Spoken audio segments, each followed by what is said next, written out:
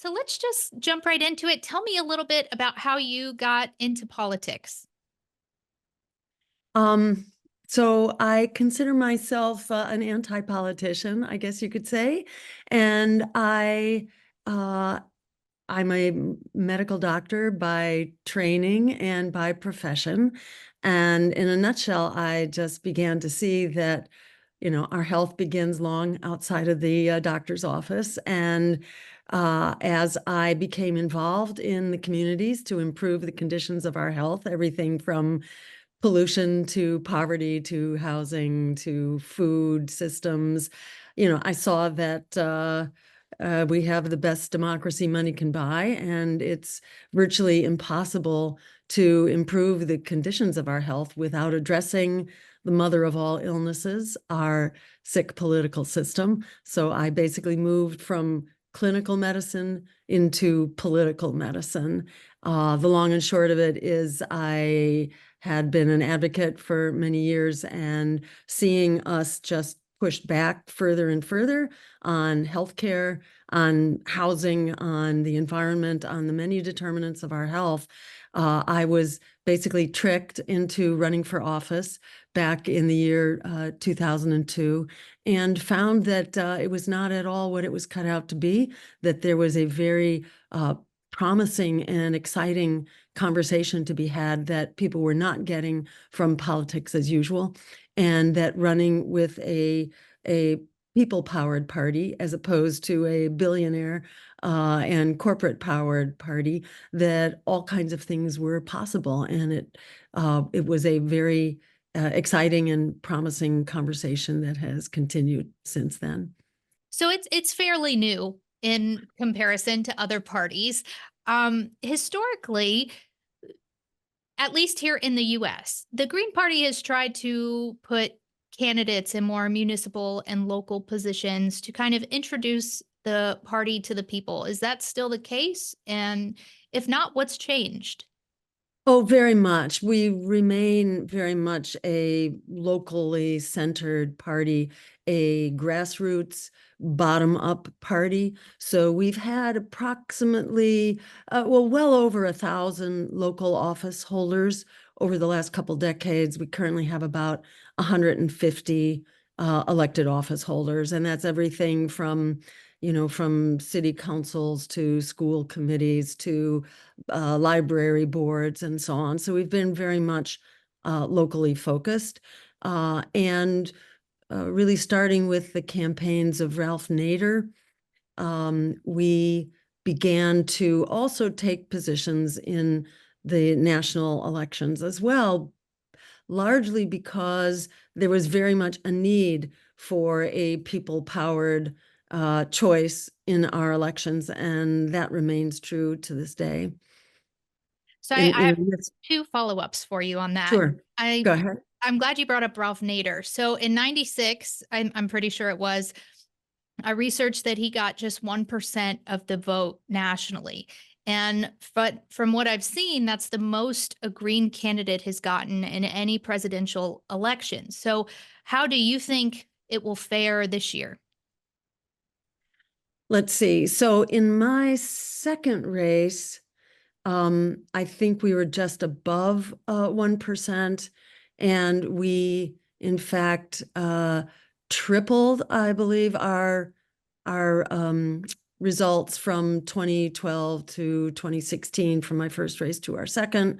And there was, growing interest. So even while we have not won large numbers, we have very much won the day, and we have transformed the public agenda. It's really true throughout our history that it has fallen to independent third parties to drive everything from the labor agenda to the environmental agenda and the women's rights agenda. So while we haven't won the highest office in the land, we have completely transformed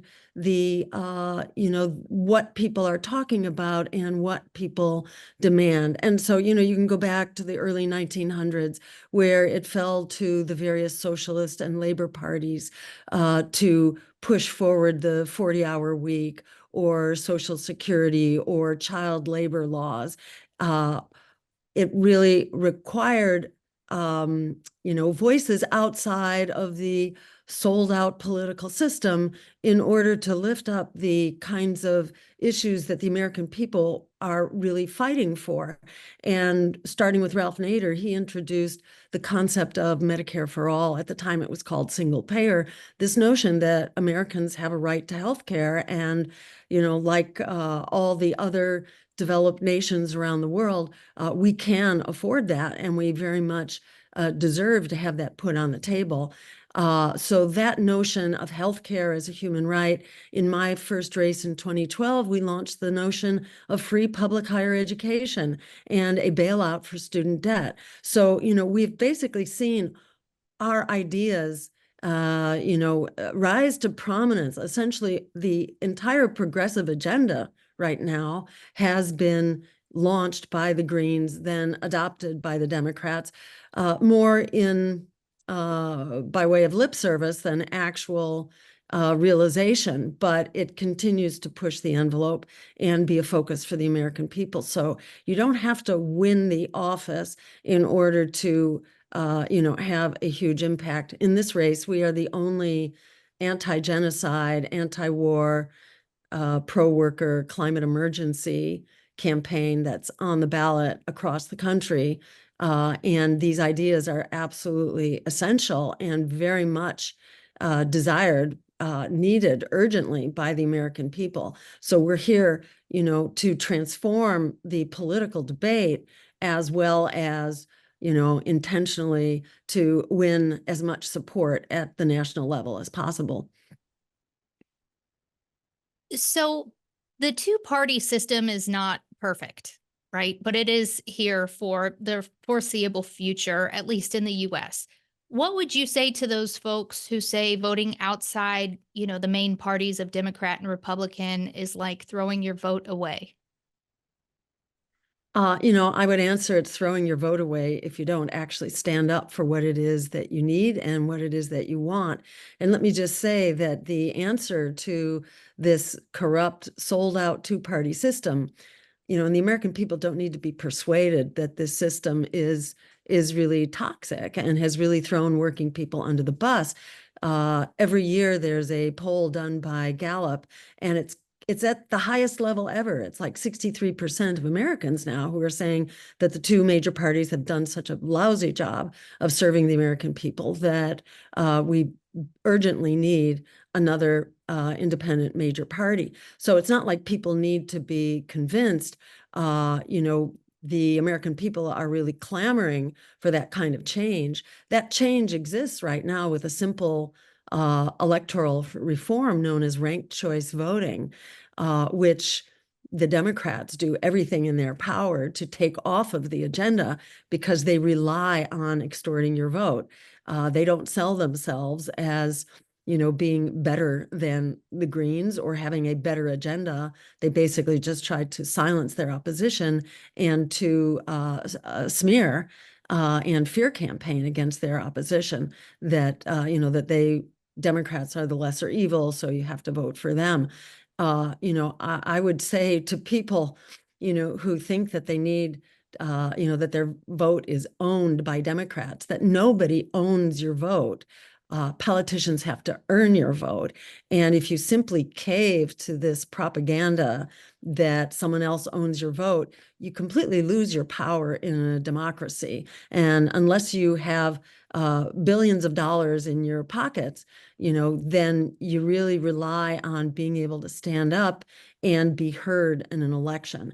If you silence yourself by voting for the lesser evil, then there's no trace, there's no record that we demand health care as a human right for everyone, that we demand housing, at a time when 50% of Americans are paying to the teeth just to keep a roof over their heads. 30 to 50% of their monthly income right now is going just to pay the rent. And it's absolutely, untenable. We actually have an emergency in virtually every dimension of our lives right now, whether it's healthcare, housing, the quality of our schools, student debt, medical debt, the climate crisis, you name it. Meanwhile, our government is spending 50% and more of our congressional budget on the endless war machine, which is not making us safer and not making us more secure. So things are not being done in a way that benefits the American voter.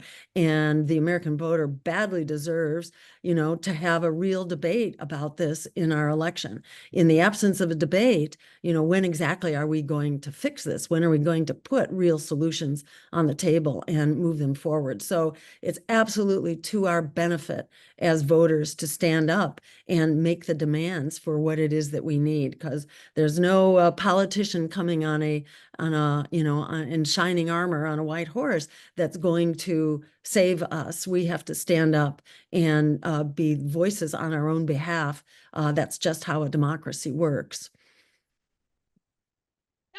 Voters have really attached themselves to the Green Party in mostly European countries. It doesn't seem as though it's had that kind of same acceptance here in the States, although it is growing and it's getting bigger. Why do you think European countries are seeing more support? It's no secret that the American system is uniquely sold out, uniquely controlled by big money. We have really the most repressive two-party system, I think, world over. We're certainly spending money hand over fist. So our political system is bought and paid for. We have the best democracy money can buy, which is no democracy at all. It's been typically $1 billion in recent elections per presidential campaign. This time it's going to be much more. So there are, and the sellout of our political system goes hand in hand with the huge, unconscionable economic disparities in this that we have in this country, where 3 billionaires have as much money and resources as the lower 50% of the population. So in the US, we are struggling uniquely with crushing inequality. Over 60% of workers in this country are living paycheck to paycheck, struggling to pay their rent. Some 18 million people in recent years. I think it was 2020, something like that. It might have been 2019, the last year for which there are records. That number of people were unable to afford their pharmaceuticals, and 8 million were driven into poverty by the costs of their health care. If you wind up getting cancer, the odds are at least 40% that you will basically spend down your life savings within 2 years. We have a very fiscally severe, austere environment in this country that, where if you were a billionaire, you were going to double or triple your wealth during COVID, while everybody else gets pushed further down. So we have a system that is in meltdown in this country right now. To look at our crises of healthcare and housing and education and the climate, it's not getting fixed. Things are not getting better incrementally. They're actually getting worse in a rather, terrifying way. So, it's just a question of time until the system breaks down. And is it going to break down because people are rioting in the street, or is it going to break down because we actually have a democratic debate and we actually allow the American people to consider their choices? Right now, the Democratic Party has been really the author of this so-called neoliberal agenda of austerity, of privatization, of endless war, large tax breaks for the wealthy. This is not going well. And American workers are tired of being thrown under the bus, and we're seeing their allegiance switch now, where they used to vote regularly Democrat. Now in larger numbers, they're voting Republican. The big transition was in 2010 when, the Democrats lost 1,000 seats in state legislatures, 64 seats in Congress, 13 seats in the Senate, and the same number of governorships. That followed on the Wall Street bailouts, which were conducted by a Democratic Party trifecta, Democrat in both houses of Congress, and Obama in the White House. And working people were absolutely thrown under the bus in the bailouts of 2008, which was then followed by, this huge loss of Democratic power.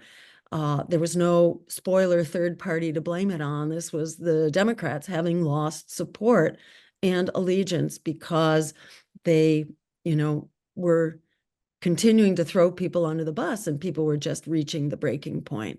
So people very much are at the breaking point right now, are clamoring for other options. And once again, we see a fear campaign ginning up as we get closer to the election to try to rein people in, to rein voters in, and try to keep them constrained and voting out of fear. This is not a system which is solving our problems. Things are continuing to get worse, and the American people are really at the breaking point. Let me ask you this. While there are significant differences, it does seem that there are significant similarities between the values of the Green Party and the Democratic Party. Why not roll those voters into that party to ensure a win? Well, that was the rationale for the Bernie Sanders campaign, for example, times two. And we saw where that went, basically to a dead end. If you're trying to build reform within a party that has proven over and over for decades that it is very much a creature of Wall Street and the war machine, going back to my earliest days, picketing against the war in Vietnam, we have two parties basically that are bought and paid for. And the Sanders, the Sanders campaigns, both of them, were really powerful, high-powered campaigns of integrity that really took to the limit what could be done within the Democratic Party, and then were basically, shut down, and the campaign dissolved like a castle in the sand. That's the difference between running within a sold out party where the campaign will be completely dismantled and not a trace left to exist, as opposed to building an independent party where you have support for that agenda and you build it from election to election. Within the Democratic Party, we've been there, done that for a long time. Most Greens were former Democrats that just got tired of being abused and beat up by and misled by the party. So unfortunately, that strategy does not work. And, the Democratic Party has been promising reforms certainly since I've been around and was politically aware in the 1960s. And we've seen those reforms dismantled over and over again. And corporate power, the power of billionaires and bankers and the war machine is absolutely unparalleled, is at an all-time high. The Kamala Harris campaign has more billionaire donors than any on record has been raising money hand over fist. If you saw the convention center, up at the top, there was a ring of corporate suites, each of which cost at least $500,000 or several $1,000,000. Those corporate suites are off limits to the press and the public, but that is where the power lies in the Democratic Party, and it's comparable in the Republican Party as well. So this isn't to let them off the hook, but rather to address your question. Aren't the Democrats the lesser evil? Aren't they the good guys? Unfortunately, they're not. And we could critique their policies, but certainly on the issue of genocide, on the issue of endless war and nuclear weapons, and the silencing of our First Amendment rights, the Democrats have actually been leading the charge, and there is no lesser evil in this race. We really have two greater evil parties. And, the American people, I think, have had enough of the lesser evil, and it's time to fight for the greater good, like our lives depend on it. And they certainly do, both on, we're on the brink of nuclear war on at least 3 areas around the world. The military is consuming half of our budget, while our needs for healthcare and housing and for climate protection are just going down in flames right now. We have a very desperate situation. We're seeing the rise of the radical right, crushing inequality, very hard for working people to survive right now, where 63% are living paycheck to paycheck. So the American people are really in an emergency situation, and the blather that's put out by the Democratic Party mostly gives cover to policies that are not serving our interests and are not getting closer to solving the crises that the American people are facing. Can you tell me a little bit really about what policies you're supporting this campaign, what your pillars are? Absolutely. So, for one thing, we're calling for healthcare as a human right for everyone through an improved Medicare for all system. And the studies show that, in fact, this allows us to basically to expand Medicare so that you're covered from head to toe, from cradle to grave. So it takes that 65-year-old limit and brings it down so that you're covered basically from the moment of conception. But this also includes your eyeglasses, your hearing aids, your dental care, your mental health care, your reproductive health care, and puts it between you and your healthcare provider so that, and also your chronic care. So, if your parents have dementia and they need care, well, guess what? They can be cared for at home, unlike, the current situation. So it provides everything. But right now, 1 out of every 3 healthcare dollars is being spent on paper pushing and red tape and bureaucracy in this privatized system. So we save so much money by cutting out that middleman, by creating one single insurance company, basically like Medicare. We save so much money on the red tape and the bureaucracy that we can cover everyone comprehensively and still save $500 billion a year. So this is motherhood and apple pie. This would be really number one in terms of legislation that we have been pushing and would promote if we were in the White House. Let me also say that we would put an end to the genocide, which the U.S. has complete control over.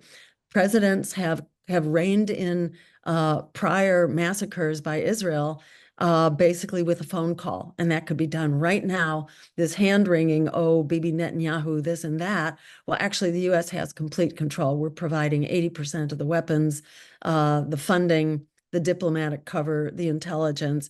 With a simple phone call, the genocide is over, and Israel can be compelled to comply with international law and the rulings of the International Court of Justice. And we could, join forces with 98% of the countries around the world that are all in support of international law on this issue. So on day one, the genocide stops. We would actually cut the military budget, which is way too big. We're spending trillions on war after war that we continue to lose because we have a foreign policy that's based on conflict and on military might. We need a foreign policy based on international law, human rights, and diplomacy. Right now, the average American household is actually paying, this is according to Jeffrey Sachs, the economist at Columbia University, we're paying $12,000 this year alone for the costs of our extremely bloated and toxic military. The American people cannot afford this. We need to cut the military. We need to right-size the military and put those dollars into our actual needs here at home. We would take on the housing crisis, which is devastating to the American people right now, starting with a national program of rent control to stop this escalation. We would stop the private equity from buying up our housing supply and basically taking it off the market and driving up the price.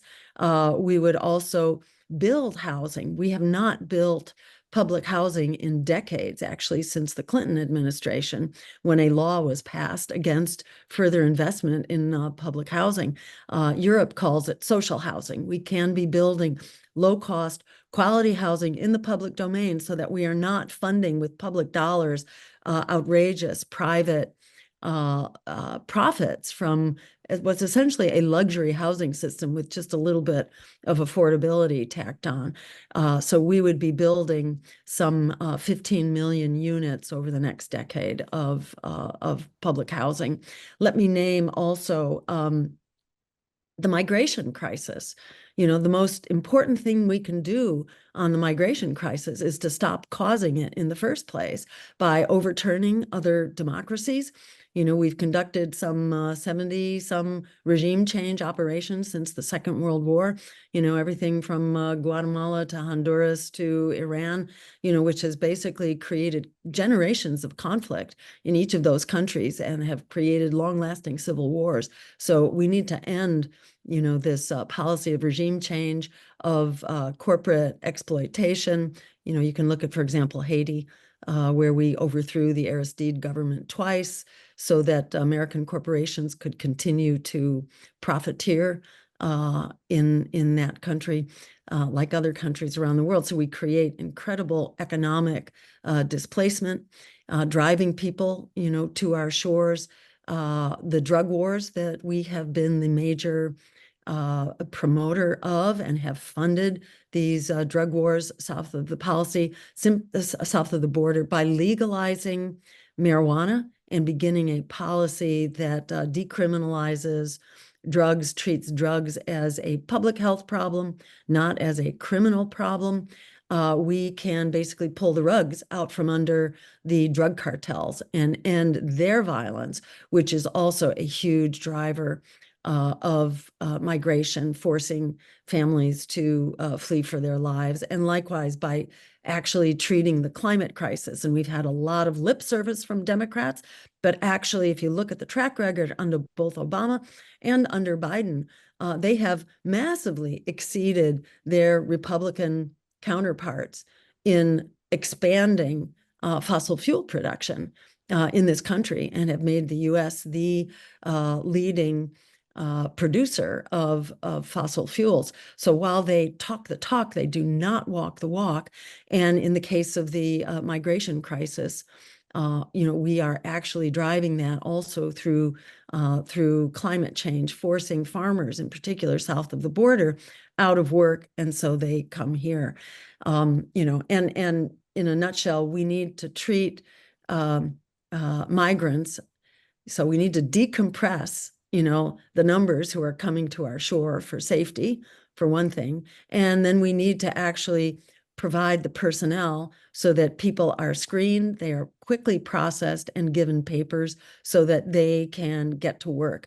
Because when migrants work, they more than pay their way. They're actually a huge economic boon to any community and represent trillions of dollars in economic development for this country if we do it right. A wall does not solve migrant problems. It only kills people and kills wildlife and destroys ecosystems. So instead of spending billions on a useless wall, we need to put that money into our, actually into providing a actually respectful and dignified system, given that we've already decompressed the numbers that would be seeking refuge in our country to start with. The last thing I'll say here is that we would declare a climate emergency, which we actually have. The Colorado River is very close to shutting down, and the Colorado River supplies the California agriculture system, which in turn provides half the fruits and vegetables for the country. So we are really on the precipice of very serious accelerating climate crisis. Simply by declaring a climate emergency, we unleash every year over $500 billion in funding to create the jobs that we need to basically create a Green New Deal, which deals with our climate crisis and our environmental crisis, not by pitting it against jobs, but by actually creating the jobs that we need to accomplish that transition on an emergency basis to a green and sustainable system of energy, food, transportation, and housing. So I do want to get to your VP pick, Professor Butch Ware. But first, with so many people in a quick summary, if you can, with so many people living paycheck to paycheck, something most voters are worried about is what their paychecks will look like after, a new candidate takes office, right? So if you were elected to the office, what kind of tax, what would people see as far as the amount of taxes taken out of their paychecks? So what we need to do is put more money into those paychecks for basically working people in the middle class. But we need to start asking those who are making their money not with paychecks actually, but with investments. We need to start demanding that the wealthiest begin paying their fair share.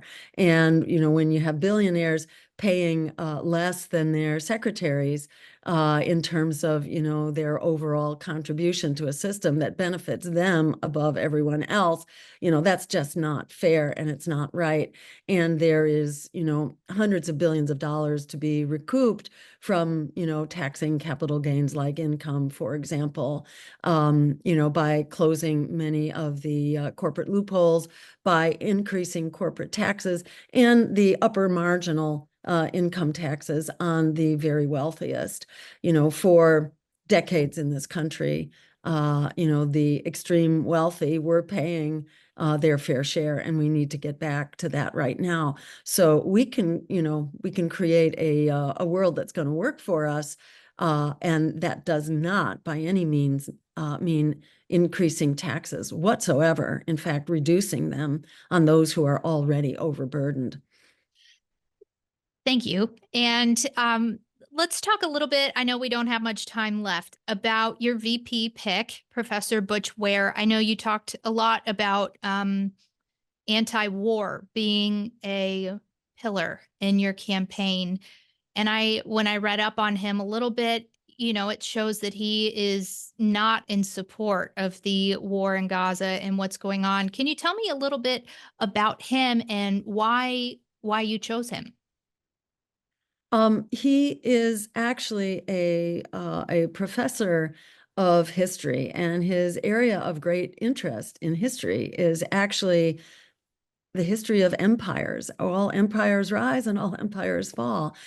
He's very interested in kind of this moment of transition that we're in right now, because we're an absolutely unsustainable empire. We're spending down, our dollars, and he has a deep perspective on this in terms of, being a professor of the history of empire, the history of genocide, and the history of revolution and transitions. So, he and I met actually in his role as a journalist and a social media commentator, and we just found that we had an awful lot in common. So, as a Jewish woman and a Jewish white woman and a Muslim Black man, we found that we had really interesting perspectives that were very complementary, and felt that that was a conversation that the American people are really ready for right now. And I myself felt very kind of enriched by having a greater historical perspective on our moment, and how do we peacefully transition out of being a dysfunctional empire in disarray right now. We've lost every major war that we've been involved in, according to the Congressional Research Service. We have sent our military in 250 times in the last 30 years. You know, we are a militarized empire, and we are paying the price for that here at home in terms of its cost on our budget, also its cost on our democracy, and a war on working people that goes hand in hand with this endless war machine abroad. So it just felt like he was really a great partner to have for this conversation that the American people are really hungry for. Well, I want to thank you for this conversation because it was wonderful. Is there anything I didn't ask that you would like to add? Let's see. Well, I should just add that, you know, if people are interested in having another choice right now, we are that other choice that the American people are clamoring for. We are on track to be on the ballot, to have ballot lines, and then in a few states where we couldn't get ballot lines, we will be on as a write-in campaign. So for just about every voter across the country, you do have an option for a anti-genocide, anti-war, pro-worker, climate emergency choice on your ballot. And if you'd like to know more about it, check out jillstein2024.com. Thanks to, you know, real journalists like yourself, you know, the American people can learn about their options, but most journalists are now working for corporate America in a big way, and they are not, you know, fulfilling their responsibility to inform and educate the electorate. So, you know, thanks to you very much for the coverage, and I'll encourage most people to find out more by going to jillstein2024.com and join the fight, because you own your vote. No one else does. If you support genocide, vote for genocide. If you don't support genocide, you do not have to vote for it. And in fact, the only way to stop it is by voting against it for an America and a world that works for all of us. Check out our policies, because we think they very much speak to the urgent needs of the American people. So thank you so much. It's been Thank great you. speaking with you, Megan.